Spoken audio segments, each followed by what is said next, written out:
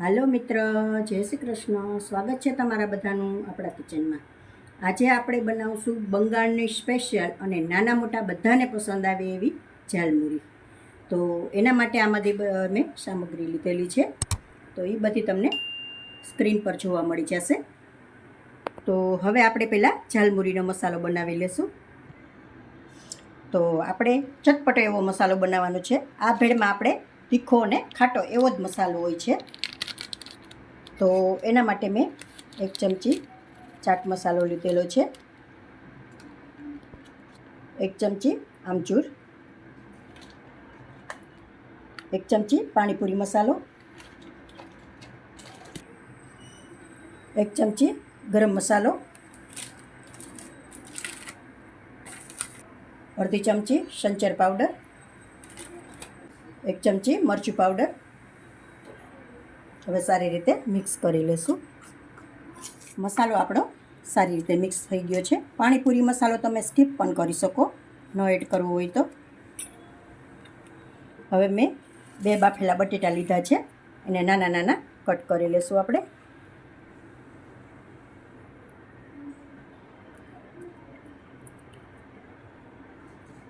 બટેટા સારી રીતે કટ થઈ ગયા છે. હવે આપણે ઝાલમુરી બનાવી લેશું. તો એના માટે મેં મમરા લીધેલા છે. આમાં મમરા વઘારેલા ન હોય, કોરા જ મમરા હોય છે. આપણે આ તપેલામાં બનાવશું એટલે સારી રીતે સરસ મિક્સ થાય. મમરા લઈ લીધા છે. તો મેં આ મિક્સ ચવાણું લીધેલું છે, ખાટું મીઠું. તો એ આપણે ચવાણું એડ કરી દઈશું.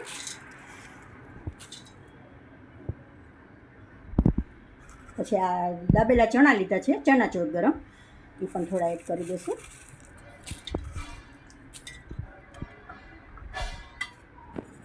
પછી આ ચણાની દાળ લીધેલી છે, પણ થોડી એડ કરી દઈશું.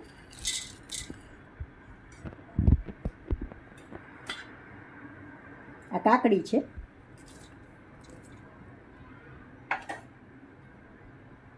ટમેટું,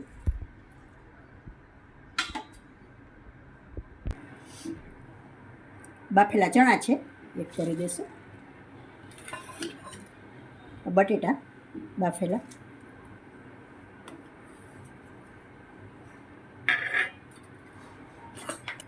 ડુંગળી,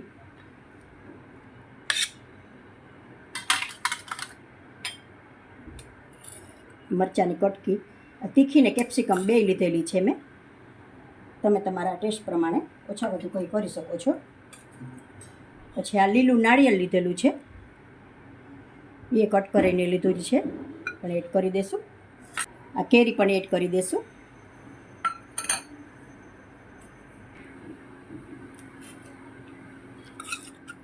આ ખાટી કેરીનો અચાર છે, એ પણ એડ કરી દઈશું. આનાથી બહુ સરસ ટેસ્ટ આવે છે. આ ખાટી કેરીની રેસીપી મેં મૂકેલી છે, એ તમને આપણી ચેનલ ઉપર જોવા મળી જશે.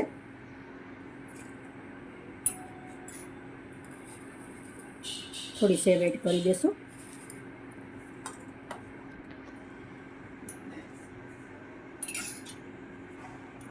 આપણે મસાલો બનાવેલો હતો ઝાલમુરીનો, 2 ચમચી એડ કરી દઈશું.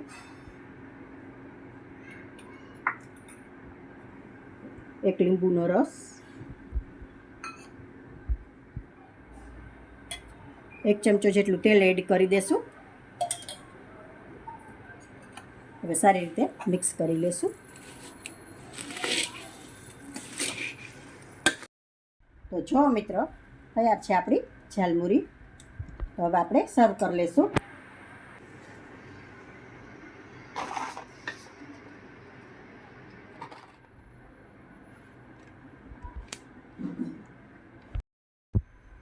થોડા કાંદા એડ કરી દઈશું, સેવ,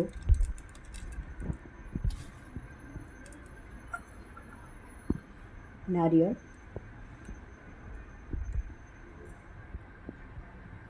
ધાણા. તો જો મિત્રો, તૈયાર છે આપણી ઝાલમુરી ભેળ. જો તમને મારો વિડીયો પસંદ આવ્યો હોય તો લાઈક કરશો, કોમેન્ટ કરશો, તમારા મિત્રોમાં શેર કરશો.